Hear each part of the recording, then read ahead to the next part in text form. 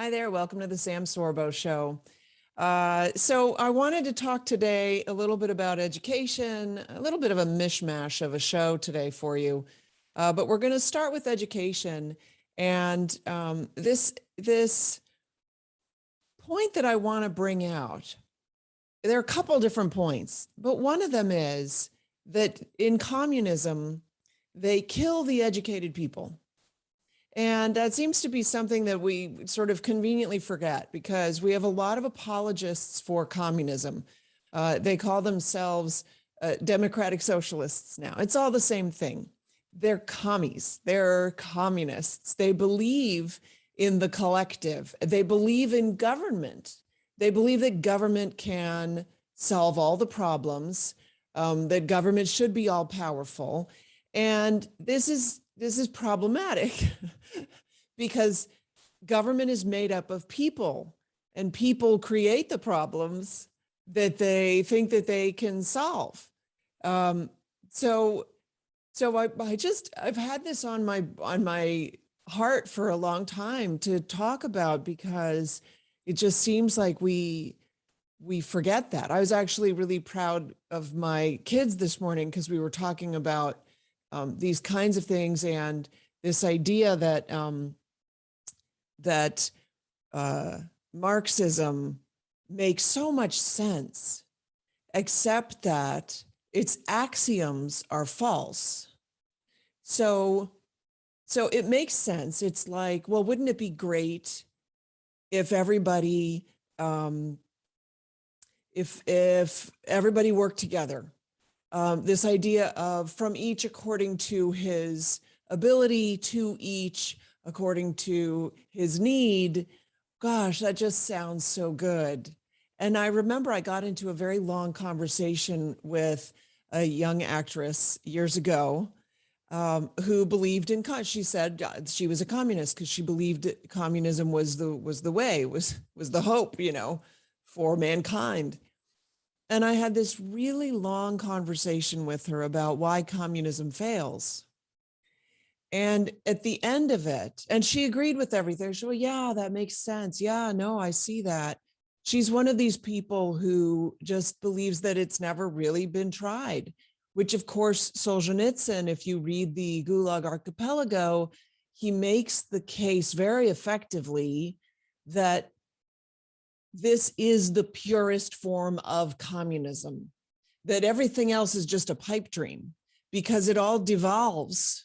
It can't help it. It devolves into what we saw in the Soviet Union, and what failed, abjectly failed, right? And so, but I had this long conversation with this chick, and she agreed because she had no arguments, right? So she agreed, she went along. And then at the very end, after agreeing with me, she said, but I still think that it would be the best way. And this is the mark of terrible immaturity, which of course is the direction that our culture has been headed for quite a while, is this tremendous immaturity that we see in the marketplace of ideas. That we should be able to just laugh away, but we can't, because young people take themselves so seriously. Immature people take themselves so seriously, and they don't realize how immature they are. And so at the very end of our conversation, she said, yes, but I still think it would be great. It still is really the best way. And I'm like, no, it's not. And so I asked my kids this morning, why does Marxism fail? Why does it not work? What is the one sort of the axiomatic requirement of communism in order for it to succeed that it can't have? What's that one thing? Do you know what it is? Human selfishness, human greed. Can't solve for that. If there were a solution for that, it would work. It would be perfect. It would be fantastic. But you can't. there's no way to mitigate for human selfishness. And I can make the Darwinian argument for selfishness, for why it's a necessity of humanity. There would be no furtherance of the species without this sort of selfishness that we have. Women choose suitable mates. They don't just choose some random guy that doesn't appeal to them. They choose based on appeal. And typically we think that men drive everything, but typically women are the ones that are making the choice, typically. So you cannot resolve for that. Okay, moving on. The only way we realize an education, the only way we actualize our learning is through expression, through rhetorical, is through rhetoric, through the expression of that learning. It has to come from our thoughts before we actually know it. Does that make sense? I know it seems like it's a catch-22. How can you know it if you don't learn it first? But it's not actually the learning of it that ingrains it. It's the expression of it that fully ingrains it, because your brain has to accept it and then be able to express it in order to truly have synthesized it. So when we originate and we disgorge something from our own thoughts, we are showing that we have mastered it. So we have to take knowledge, we have to take ownership of knowledge, not just mimicry, which is the problem that we have in our schools today, is that they are busy teaching mimicry and teaching it to sort of varying degrees of how do I put it? So I recently had Shane Trotter on the show, and Shane's written this book called Setting the Bar. It's around here somewhere. Setting the Bar, I'm pretty sure. And he talks about how when we have disabled students, we have students who are less capable, but we mainstream them. We mainstream them. We put them in the classroom. We assign them an IEP, a specialist who goes with them, or we just tell the teacher that that the teacher has to offer them special considerations. And this idea that when the teacher offers special considerations to a student, other students start to go, well, I should get special. And in fact, the teachers sometimes, because it's a lot for a teacher with 30 kids to offer specialized, the dumbed down version for 5 of them.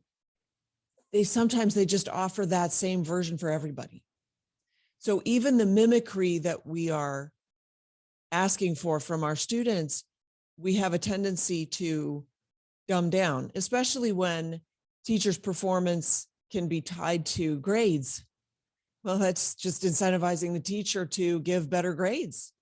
And how does the teacher do that? The teacher finds ways to accept poorer performance from their students so that they can give them better grades so that they can keep their jobs.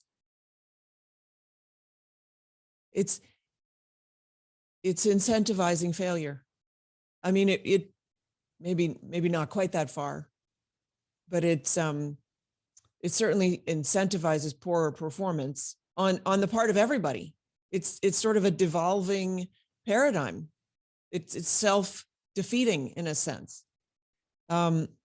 So we talk about multiple choice exams. Those are completely inadequate to show learning, because those really just show mimicry, memorization skills. And it's great. Younger kids have terrific skills with memorization, but learning ought to be more than that. And that's probably why we have such a crisis in our youth today of, whether young people who can perform at jobs where they're asked to do more than just rote tasks. Let's see. This article came up for me. College students don't need protection from the truth. This is interesting. This is like, now maybe the pendulum is starting to swing back because we're starting to realize that we've got a big problem. And so I believe this is off the Wall Street Journal. Carleton College professors Amna Khalid and Jeffrey Aaron Snyder wrote in the Chronicle of Higher Education, when debates about trigger warnings first erupted, there was little to no research on their effectiveness, trigger warnings, right? Today, there's an emerging body of peer-reviewed research that we can consult. And they continue, we are not aware of a single experimental study that has found sufficient benefits of using trigger warnings, looking specifically at trauma survivors, including those with a diagnosis of PTSD. There's a study that found that trigger warnings were not helpful, even when they warned about content that closely matched the survivor's traumas. What's more, they found that trigger warnings actually increased the anxiety of individuals with the most severe PTSD, prompting them to, quote, view trauma as more central to their life narrative. Trigger warnings, they concluded, may be most harmful to the very individuals they were designed to protect. So intrinsically, we understand that the whole trigger warning thing is juvenile, again, infantile. But more than that, it's worse than we thought. Like we think it's bad enough, right? We go, well, that's ridiculous. It's worse than that. It actually brings about a worse experience for the people that it's intended to protect the most. And that ought to give us pause about how we protect our children growing up. And I mean, overprotect. I don't mean protect, but overprotect our children as they grow. So we'll have to leave it there. I'm going to take a quick break, but I'll be back. Don't go anywhere. This is the Sam Sorbo Show.